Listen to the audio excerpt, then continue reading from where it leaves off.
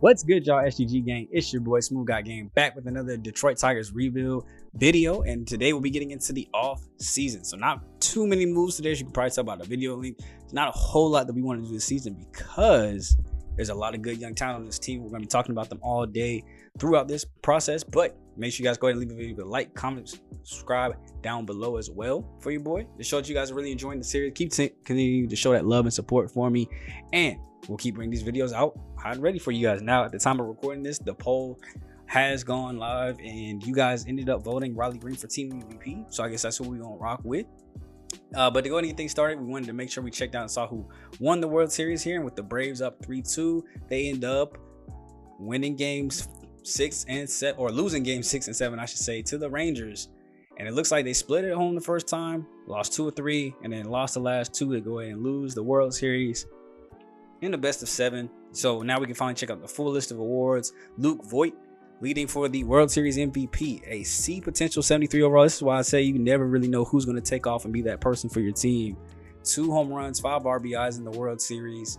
Overall postseason, Austin Riley for the Braves, 8 home runs, 22 RBIs in a short postseason span. And then Luke Voit, 4 home runs, 15 RBIs, batted .386 throughout the entire postseason. So my boy was definitely a beast and a leader for those Rangers, and somebody we'll have to watch out for on the AL side. Now, of course, we started getting into the regular or off-season moves, and Miguel Cabrera has finally gone ahead and retired due to age. He dropped down to a 55 overall now, 21 years in the majors. You can see some of his career numbers down at the bottom: 521 home runs, over 1,800 RBIs, a 300 career batting average. He was a phenomenal player, and he will be missed. Andrew Knipe here, down at, I think, AAA was where he was at for us, ends up leaving just based off of ability. 33 years old, 55 overall, D potential. He's not really going anywhere. I mean, if anything, he probably would have just been released or not signed back, honestly, as you want to keep cycling in young players in that minor league system because you never know who could take off. Now, of course, for us, though, that means that leaves room for Spencer Torkelson to stay on the major league roster heading into next year. You can see more of these numbers as Max Scherzer also makes it into the Hall of Fame with Miguel Cabrera.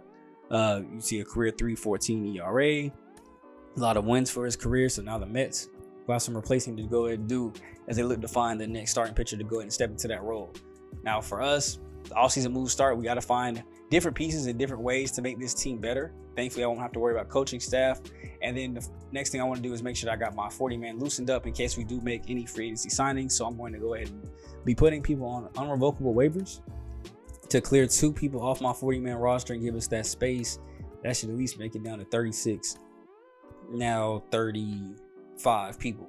So at least room for 5 people to be added to the team. Like I said, I'm not expecting to add that many people to our major league roster. We were able to make it to the postseason with the team that we had. Just got to fix a couple of band-aid pieces. And one of the first things I wanted to do, which I had been talking about doing, was trade Javi Baez. See what trade offers were out there for him. As Keith Clemens is somebody that I think could start for shortstop, and he will definitely get the chance in spring training to show what he can do. But maybe getting rid of Keith, we can also get some other good players that are prospects or MLB ready. As you see here, Guardians willing to give up Lincoln Spassato, who we had looked at in the draft. So they just drafted him, ready to go ahead and get rid of him already. And then the next thing I saw, Jose Abreu here, who's 38 years old though, so I'm not really sure how much I want to put stock into that. Connie Perez, B potential 21 overall, but our outfield is already packed. I am looking for third base help as Jonathan Scope is getting a little older. There's Javier Fuentes, who we also looked at in the draft. They're already trying to get rid of, or okay to get rid of, with Javi Baez being on the table. But what we wanted to do is look at these catcher spots. Eric Haas isn't getting older, or isn't getting younger. We don't have any young catchers in the rotation or on the roster right now to take over that spot, or it looks like they could potentially take over that spot. So rather than draft one, maybe see if we can get a prospect out of it. So I wanted to come look at and see if any of these guys had anything that would be promising. Randall Davis, 53 overall, 18 years old, but he's going to start out with basically below average on his contact power. His vision's in the 20s. Not a move I was trying to make, so we ended up abandoning that one quickly.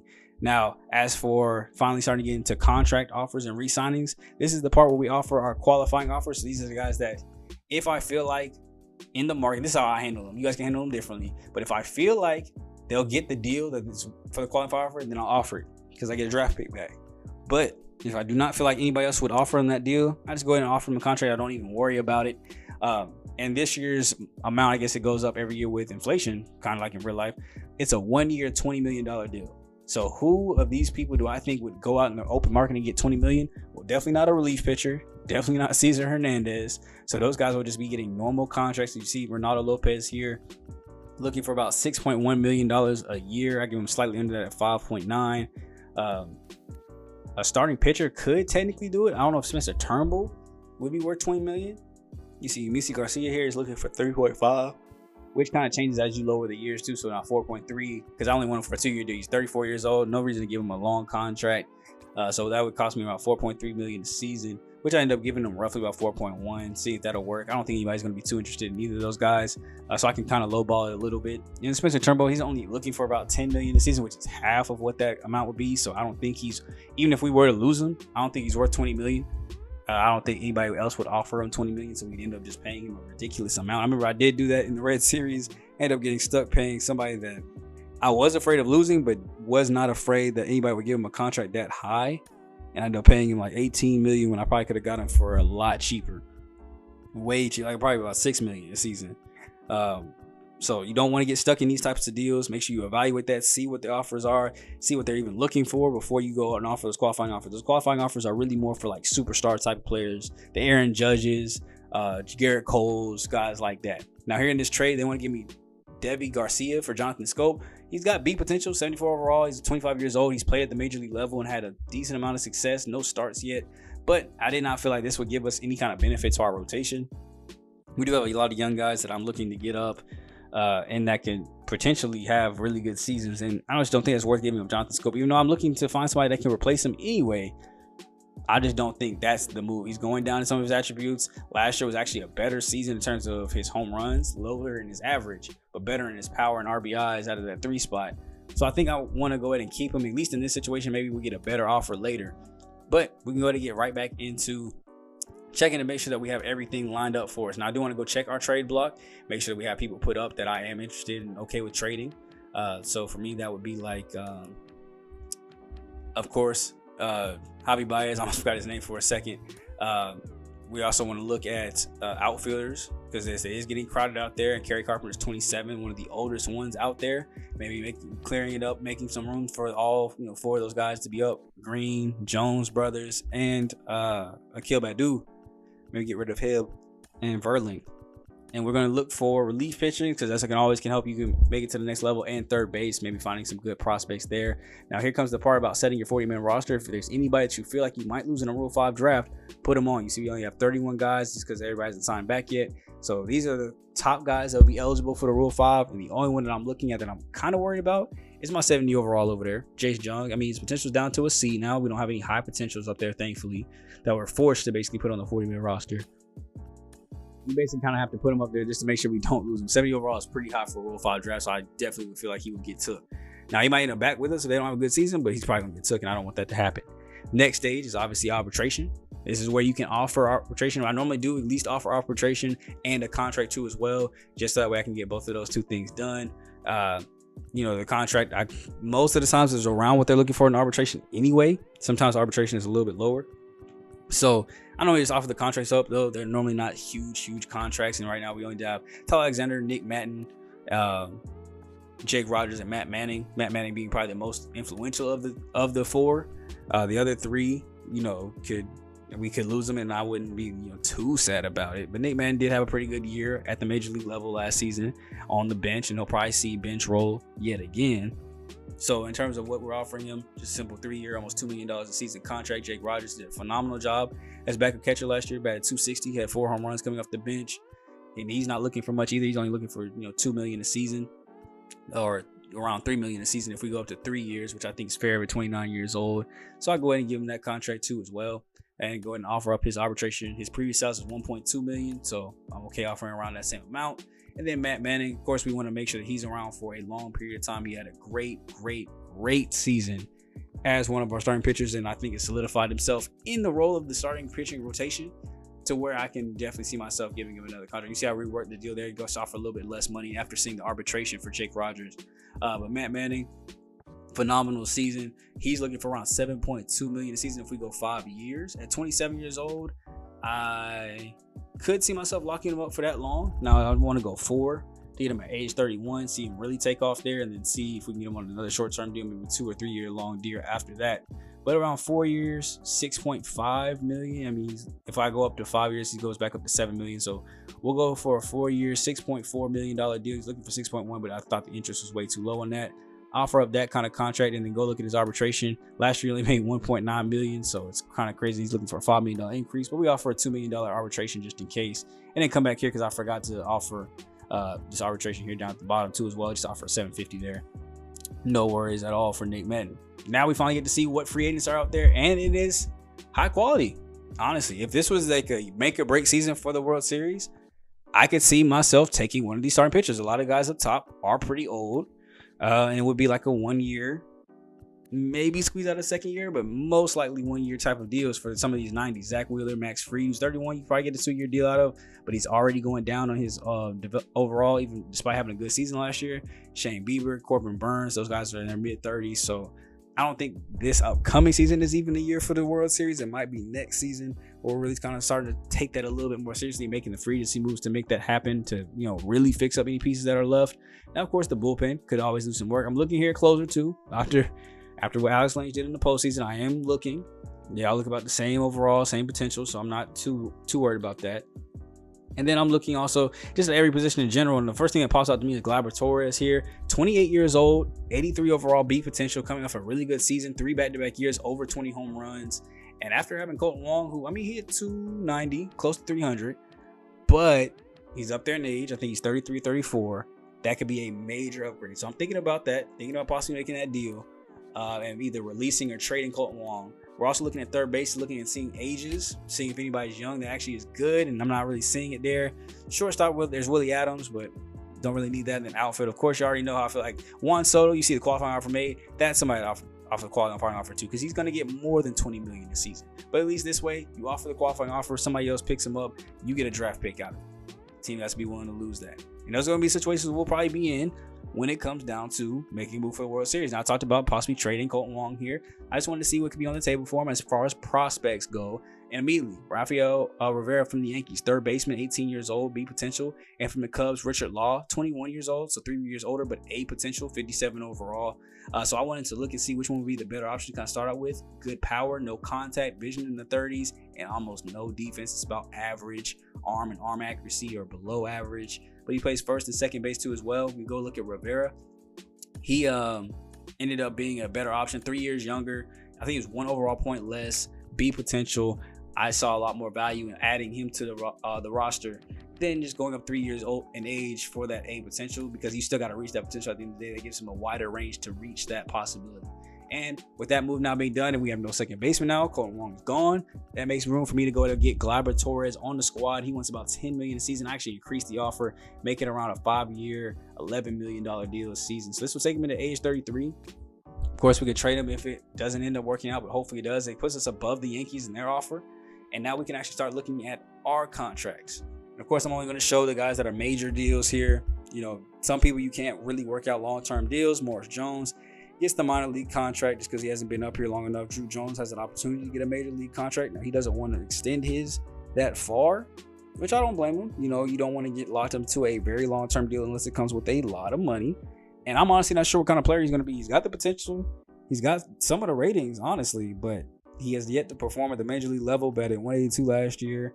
We'll have to see what he does in the spring and maybe a full season up. So that's why here I just go with a 2-year deal. Still gives me the time in the renewable section to maybe put him on a longer term deal. I don't know if you guys have heard or seen this happening, but you know, like the Braves do, they lock up some of their young talent in this renewable section, sign them up for a big, 8-10 year long deals that gets them through arbitration and into the beginning of free agency. And in a period where you might be getting them for $15-20 million a season, but they do and play so well, they honestly probably would be worth, a lot more. A $30 million deal, for example, like Richard Acuna Jr., making a lot less than probably what he could be if he were to hit free agency today. So that's what I'm trying to do. See if we can find guys that have those big seasons in this kind of time window that we can still lock them up for that long term. That's why Keith Clemens gets a little bit of a longer deal there, so we can have time to see what he's about. Jace Jung, he's basically getting like an upgraded minor league deal. He was looking for $760. We ended up just offering him around like $70K because it was still in the green. Anderson Espinoza had a great season. I didn't know he was this old, honestly, but A potential, still far room to grow, and it's never too late. I honestly can see him being like hitting 30, but still being like moving up, going towards the 80 overall. So I think he's got a high ceiling, and I think he's pitched well enough, even despite the bad ratings at the major league level and having been a Rule 5 draft, that I want to give him a longer term deal. Because obviously, some of our starting pitchers, the rookies that we just got, still getting the minor league deals. Jason Shealy, Leo Franco, James Conley getting their lower deals. Wilmer Flores getting a decent minor league contract deal here. And then Jackson Jobe, who I kind of want to lock up a little bit long term. I want to see what he does at the major league level though. So looking at the renewable service here, 2 years seems like a pretty good deal for us. 2 years, 1.5 million. I'm not mad at it all. It gives me time to see what he's about before we lock him up long term. Now with all those deals basically done, now it's a waiting game. We're going to basically be simulating forward and seeing what they do. Spencer Turnbull looks like he accepts the White Sox offer for a $12 million deal and does not come back to us. So we'll be going to a division rival in Chicago. We'll be seeing him a lot. So, maybe we'll focus on a game against him at one point, but he decided to switch up. But we do go ahead and get Gleyber Torres signed to a deal. 5 years, $55 million, and he is now joining the Detroit Tigers. What do you guys feel about that move? Let me know in the comment section down below. Was that a smart move? Is that a good move to make the team better? I think so. I think this adds a little bit more of a power element, a little bit more of a contact element, and honestly a better fielder at second base too as well. Now, still gonna have some moves in the bullpen. Haven't made one yet. We've only made one free agency offer that was not on the team to update and add to the team. Now, of course, our improvement is going to come from within too as well. We got some young guys that are going to step up into some roles and have a year major league service under their belt. They're going to get better. But I'm looking here at who's worth these picks, and Andrew Chafin standing out to me right now. Not only the fact of his numbers, but the fact that if you go look at our rotation, as I fix it here real quick, the only person that is in our bullpen that is not a righty would be Joey Wentz as the 6th starter. So not a whole lot. Everybody's basically right-handed. Even in our starting rotation, we only have one lefty. We really could use, that lefty-lefty matchup sometimes to our advantage, lefty-righty matchup to our advantage. Sometimes, we can start to use that as our advantage, and he has good stats to also make it worth it. Now, of course, he wants to play for a contender here. As you can see, it's a red face. I guess we're not considered a contender yet, which sucks. I think we are. But that just means that we'll have to add a little bit more money to get over somebody like the Dodgers, who's willing to give up $4 million for him in a season. Of course, we're going to offer a similar type of deal though, 1 year, and we have to go past that. He's looking for 5.1. The fact that the Dodgers were able to offer 4.4 and still have medium on the bar, so I thought that'd be pretty good.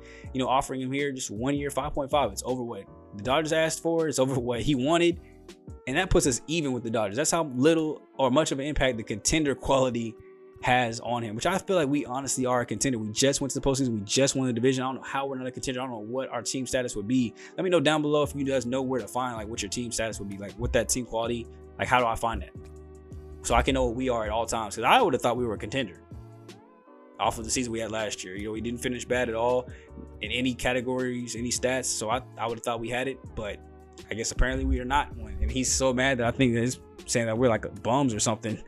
Only time will tell, but I think we're contenders. As we keep simulating here, we're checking out, making sure moves are coming up onto the screen because they're not popping up, big and bold for us. We're not making any of the big moves. But as you can see here, Andrew Chafin does sign his 1 year, $6 million contract to come back to us. You see a lot of re-signs are happening here too. We actually get Brady Allen as well. I went and signed an outfielder to kind of help out with the moves out there. Now here we get a trade offer for Javi Baez, Drew Rom, starting pitcher with C potential, 64 overall. It's not worth it. He's a lefty that would help out. We do have a lot of young lefties, but because of that reason too as well, I got young lefties that are younger than him, better than him, and higher potential. Not making that deal. Ronaldo Lopez is no longer interested in our offer. I think he actually ends up signing with the White Sox too as well. I didn't even feel the need to go back and re-sign him. I feel like we had a lot of guys here that could show potential in being better. I mean, obviously, Ryan Garcia's going to have to show something, but we do have other bodies in here that can still produce and still do better. Not too many contracts that are still out on the table. A lot of everybody basically is signed back except a couple people holding out. As you see here, yeah, Lopez ended up signing a 1 year, $5.7 million deal with the White Sox, so no longer interested in our deal, which is quite all right. If I had put the qualifying offer out, he would have signed. Now we had a reliever for $20 million a season. You see, that's in situations like those that you don't want to just willy-nilly throw out the qualifying offer to anybody that could qualify. Now here I'm looking at the other relievers, see if anybody's worth it. They're not. I think we have made all the moves that I envisioned us making. Of course, there's still a Rule 5 draft to get to though, so maybe there's somebody that big there. As you see, Anthony Santander going to the Mets. That's a big move for them. The Cardinals making big moves. Thankfully, all the big moves look like they're happening in the National League side. So we'll face those when we get to them in the World Series. Now here, this is a pretty interesting trade offer. Kai Bush, 70 overall, B potential, lefty, 25 years old. Could very well be at the major league level soon. He's on a 1-year deal right now, $73K, and they want to give me to give up Kerry Carpenter, which I'm not mad at doing. I mean, Matt Verlaine is a little bit older, so it's either him or Carpenter that I'm okay with losing. But Morris Jones, I think he's almost ready. Drew Jones, hopefully he's almost ready. Matt Verlaine can step into the role if he needs to and play in the field, play DH. So I'm feeling pretty good about the decision to lose one of the two between Kerry Carpenter and Verlaine. And then Daniel Cabrera actually had a pretty good spring call-up or September call-up. And obviously spring can be a time for him to maybe put up some more numbers. So with this opportunity to take another good rotation or starting pitcher, I'll take it for the Mariners. We'll go ahead and make that trade. Mike Soroka going to the Red Sox. Pablo Lopez, the starting pitcher, going to the Angels. And it's time for the Rule 5 draft. Made a couple of trades, made a couple of signings. Not too much, not too flashy. And we'll drop all the way back to 26. So I wonder if that's going to be our draft position when it comes time for the draft. Are we picking at 26? I think we probably would, just from off of that. So, I mean, no high draft pick this season. We're going to have to really focus in and really look for those guys in the mid-20s that could slide back to as well, in the teens. But Rule 5, or off the bat, I'm seeing a couple guys that are looking interesting here. The one thing that does stand out to me is the fact that a lot of these guys are older, high potential, but they're setting their overalls pretty much if they're older. So, I mean, 69 is probably not going up that much. 68 is probably not going up that much. We have Gleyber Torres in that second base position. I'm not too worried about it. 28 is not going to be time for you to move up. 23 at 68 is pretty good. And then here, a chance to replace somebody in the outfield. Nick Solak, 70 overall, is one of the highest ones that we've seen in this Rule 5 pickups that could potentially actually get us some movement here. We replaced the outfielder that we just traded away. It could work. So I go with Nick Solak, man. I go ahead and pick him up. Rule 5 pickup last year. I think we ended up picking up one person. This year we will do the same. That one person would just be Nick Solak, and I think he could have a good season with us. He's a utility guy. He plays a lot of positions, plays all over the field. Astros offer us another trade here. They want to get Alex Lange and give up a third baseman and a right fielder. Right fielder, we know we're good. The third baseman is C potential. It's not going to happen. C potential, it's not going to happen. Not for a guy like Alex Lange. And then I'd have to go sign somebody, and signing period is basically almost over. We only have one guy that needs to be offered anything. It's an arbitration here for Nick Solak. So I'm not even going to worry about offering him a contract. We got to see how he plays first. So the only thing that he'll be doing is getting the $900K for his arbitration hearing. Juan Soto ends up going to the Pirates, it looks like. So they just conceded the draft pick. And we win the arbitration hearing. So we'll be making $900K basically for the season. Not too bad at all. And we'll basically end out the offseason there. That's all the moves that we made, y'all. We signed Gleyber Torres, minor league right fielder to help out with some depth. We went and got Andrew Chafin in the bullpen. We made a trade that went ahead and got us another starting pitcher in Kai Bush. That'll be at the AAA level to go ahead and get rid of one of our outfielders to make room for the Jones brothers to come up. And I think it was a pretty successful offseason. Now, of course, we still have some holes to fill. Most of them at depth are getting future starters to fill up roles at like catcher, third base, those type of positions. Also still obviously always looking for bullpen help. But now we've got our rookies into the lineup and rotation. We'll actually have some people having to go down to single A as we filled out this roster pretty well. One of my biggest problems before has been like filling out the roster and keeping it above like 80. I normally just get tunnel vision. As long as I got 26 at the MLB level, the AAA and AA, I'm good. I don't really care about single A this much, but I'm trying to fill out single A, have guys there because you can still develop and get good there, especially if you're young. So trying to get guys that are younger there that can still develop. So that's why you see like most of our new draft picks will be at single A. A couple of them will get moved up to the major league level, for spring to get looked at. A couple of them get moved up to AAA and AA to show what they can start to do here.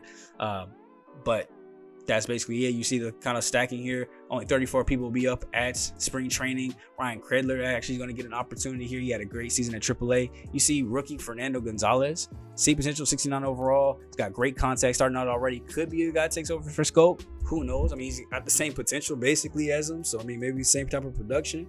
But we'll still be looking at that position in the draft to see if it's something we could do. Nick Solak will get a chance to come up. Drew Jones will get a chance to come up. Morris Jones. I know y'all wanted to see it, man, so I'm going to go ahead and make it happen. We're going to add him to the 40-man roster. I think even if this doesn't work out this year, one of these next 3 seasons, he's going to be ready to come up. He saw a significant boost to his overall down at AA, balled out at AAA when we finally caught him up there at the end of the season. Didn't get much time in the postseason with the AAA postseason, but balled out at AAA, balled out at AA. He's at least going to come up and have a chance at spring training to fight for a job. If it doesn't work, we send him back down. We use up just one of his 3 minor league options. I'm not worried about it at all. Here's a look at some of our top free agents for the next year who we'll have to look at. Akil Baddoo, Riley Green, Eric Haas, Joey Wentz, Alex Lange. A couple of big decisions that might need to get made. And their season this year is going to decide how they get made. Here's a final look at all the guys that are making the spring training rosters as far as pitchers go. You see Scuball, who I'm actually going to move out the way. You know, we know what he's capable of. We know he's going to be the ace. This way I get Joey Wentz in and Jackson Jobe in with opportunities to go ahead and get some starts in and get some innings. Because whoever's below that closing pitcher, they do not get innings for whatever reason. I don't know. Why not just let everybody have a chance to get innings? But if you're below the closing pitcher and it just says RP by your name, you don't get any innings. It's basically like you're not even up. So let that be known. You know, when you guys are deciding who to bring up, the guys below, like right there from Trey Scuball down, do not get innings. So I don't even know if it's worth having that many pitchers up, or I mean, you just have to come in and, you know, halfway through spring training, adjust that. You know, move the people that were RP up so they can get some innings. Move some people that you're sure are gonna make the team down, or if you come into it knowing there's some people that are gonna make the team, just go ahead and put them down there and just have them be there just to stay loose. Here's the lineups that we kind of got running here, as I do want to go ahead and get Keith Clemens into the starting spot. As long as he has a good spring, I'm sure I want him to start over Javi Baez. If he has a bad spring, then Baez will keep his job and Clemens will at least come off the bench. But as far as I'm concerned, Clemens has made the major league roster. Guys that are fighting are Drew Jones, Morris Jones, Daniel Cabrera, Jace Jung, Ryan Credler. Those are the types of guys that are fighting for jobs at the major league level, or would they get sent right back now down AAA and just be on watch to come back up. So let me know down below if you guys are ready and enjoying it. I will give it an actual spring training video. So that'll be the next video to come out. Not opening day, but it'll be spring training. So you guys can watch the battles happen out live. Make sure you guys tune in for that. If you guys would love for me to try to do it like a live stream, let that be known too. I wouldn't be opposed to it. We can go get a live stream going over the off season and a spring training. If you guys would want to see that, just give ideas down in the comment section down below. Leave that feedback and communication with your boy. Now, I'll get at you guys in the next video. It's me, your boy SGG, aka the King of Games, aka GM Smooth, and I'll catch you guys at spring training. If y'all ready to go see Morris Jones get some playing time at the major league level, leave a like on the video. I'm out.